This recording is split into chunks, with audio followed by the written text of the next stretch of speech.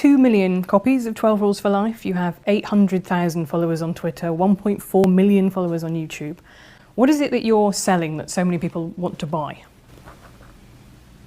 I don't think I'm selling anything. Well, I went to a show where you were selling tickets to your show, so people are willing to pay a lot of money to see you speak. You know, what is it that you think that people are hungry for? They want to hear from you.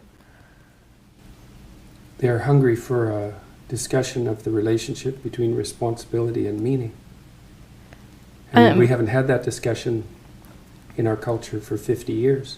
We've concentrated on rights and privileges and freedom and impulsive pleasure, and those are all useful in their place, but they're shallow, and that's not good, because if people are moored shallowly, then storms wreck them, and storms come along.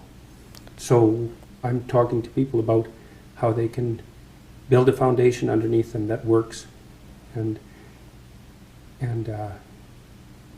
people need to know that, because otherwise their lives are harder than they need to be.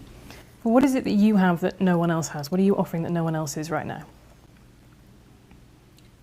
Well, I think that is what I'm offering. That's not part of the public discussion, you know, and it's grounded in my clinical knowledge.